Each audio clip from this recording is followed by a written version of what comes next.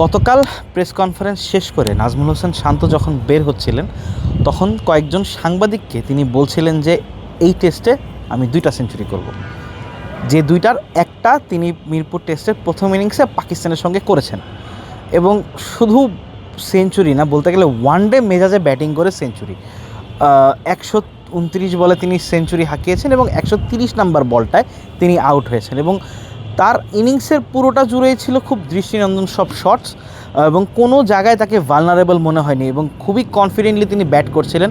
তার চেয়ে বড় কথা, মোহাম্মদ আব্বাসের এগেনস্টে তিনি যে ট্রিক্সটা খাটিয়েছেন, আব্বাসের কখনো কোনো বল আউটসুইং হয়, কখনো কোনো বল ইনসুইং হয়, তো ওটার এগেনস্টে তিনি যে ট্রিক্সটা খাটিয়েছেন সেটা হচ্ছে যে ক্রিজ ব্যবহার করে বা সামনে এগিয়ে এসে খেলা, সেটার জন্য আব্বাসকে তিনি সেট হতে দেননি। এই জিনিসটাই মমিনুল হক প্রেস কনফারেন্সে বলে গিয়েছেন। নাজমুল হোসেন শান্ত খুব ভালো রিদমে আছেন, খুব ভালো ছন্দে আছেন, তার কনভার্সন রেটটাও খুব ভালো। শ্রীলঙ্কা থেকে শুরু করে এখন পর্যন্ত তিনি 4টা শতক হাঁকিয়েছেন। তিনি যতবারই সেঞ্চুরি হাঁকাচ্ছেন মেজরিটি অফ দ্য টাইম তিনি যতবারই 50 হাঁকাচ্ছেন মেজরিটি অফ দ্য টাইম তিনি সেটাকে সেঞ্চুরিতে কনভার্ট করছেন। তবে এই কনভার্সন রেটের যদি একটু তাকাই, এদিক দিয়ে মমিনুল হক একটু আক্ষেপ করতেই পারেন। আজকে তিনি 91 রানে আউট হয়েছেন এবং আউট হয়ে প্রেস কনফারেন্সে তিনি বলেছেন আউট হওয়ার যতখানি আক্ষেপ আজকে তার আছে, তার চেয়ে বেশি ভয় তিনি পাচ্ছেন তার বউর কাছে তিনি বকা খাবেন।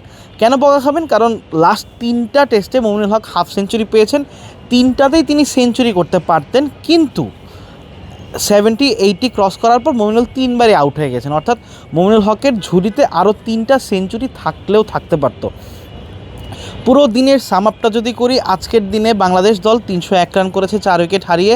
পুরো দিনই মানে শুরুর 2 উইকেট বাদ দিলে নাজমুল হোসেন শান্ত এবং মমিনুল হক খুবই ডমিনেটিংভাবে ব্যাট করেছেন, পাকিস্তানের বোলারদের কোনো প্রকার সুযোগ দেননি। ইভেন পাকিস্তানের পক্ষ থেকে অনেক হেল্প ছিল, তারা প্রচুর নো বল করেছে, প্রচুর এক্সট্রা দিয়েছে। মোহাম্মদ রিজওয়ান বারবার কিপিং মিস করছিলেন, তার সাইড থেকে অনেক রান গিয়েছে। নাজমুল হোসেন শান্ত আরেকটা যে জিনিস যে শুরুতেই বললাম, পায়ের ব্যবহারটা তিনি খুব ভালো করেছেন। 90 যখন ছিলেন তখন লফটের একটা ড্রাইভ খেলে ছক্কা মেরেছেন পুরো টাইমিংয়ের জন্য, এবং কভার ড্রাইভ খেলে তিনি সেঞ্চুরি হাঁকিয়েছেন। এবং সেঞ্চুরি হাঁকানোর পর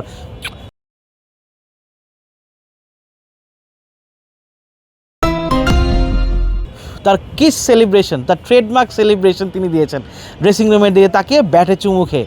কিন্তু এখানেই শান্ত হয়তো একটু আক্ষেপ করতে পারেন।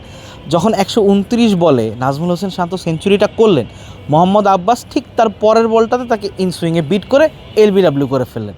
অর্থাৎ শান্তর কাছে আজকে একটা বড় সুযোগ ছিল এই 100টাকে 150 বা 200-তে রূপান্তরিত করার, কিন্তু সেই সুযোগটা শান্ত ওই যে সেঞ্চুরি সেলিব্রেশন করতে গিয়ে হয়তো তিনি সাইকোলজিক্যালি একটু অন্যদিকে শিফট হয়ে গিয়েছিলেন, বা হয়তো চেয়েছিলেন সেট হওয়ার আগে আব্বাসের এগেইনস্টে যে তিনি পা ব্যবহার করে খেলছিলেন, এই জায়গাতে হয়তো তার মাইন্ডে সেটা ছিল না, বা সেটা হয়তো ব্যাক অফ দ্য মাইন্ড থেকে চলে গিয়েছিল, সেই জায়গাতে তিনি বিট হয়ে লেগ বিফোর হলেন।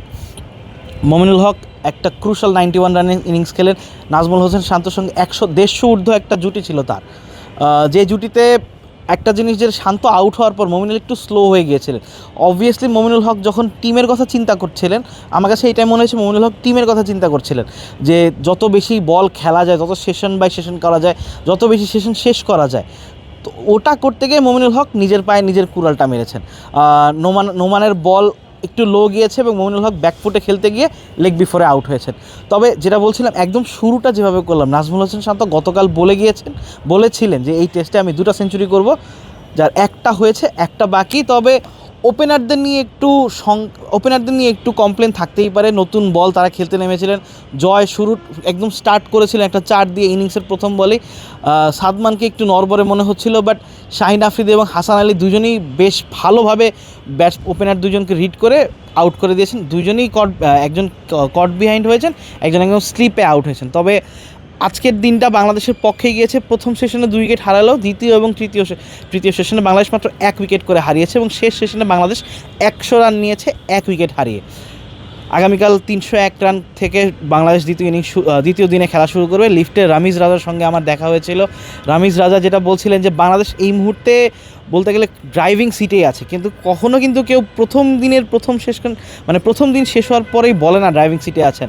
রামিজ রাজা এটাও বলছেন যে পাকিস্তানের সেই ব্যাটিং অর্ডারটা নেই, বা ব্যাটিংটা হয়তো ডেপথটা নেই যে বাংলাদেশকে তারা চ্যালেঞ্জ করবে, কারণ বাবর আজম এই টেস্টটায় খেলছেন না ইনজুরির কারণে। তো তাদের দুই ওপেনার এবং ওয়ান ডাউনে যারা খেলবেন তারা একজন ডেবুটান, দায়িত্বটা শান মাসুদকে নিতে হবে, কিন্তু সেই দায়িত্ব নেওয়ার জন্য পাকিস্তানকে আগামীকাল প্রথম ঘন্টার ভেতরে বাংলাদেশকে একটা ব্যাকফুটে ঠেলে দিতে হবে, যেটা মোহাম্মদ আব্বাস প্রেস কনফারেন্সে বলে গিয়েছেন যে আগামীকালের সকালটা খুব ইম্পর্ট্যান্ট। সেই প্রথম 1 ঘন্টায় পাকিস্তানের টার্গেট থাকবে বাংলাদেশকে অল আউট করে দেওয়া বা দ্রুত 3 থেকে 4টা উইকেট তুলে নেওয়া। আর মুশফিকুর রহিম 48 রানে অপরাজিত আছেন, লিটন দাস মাত্র ইনিংসটা শুরু করেছেন।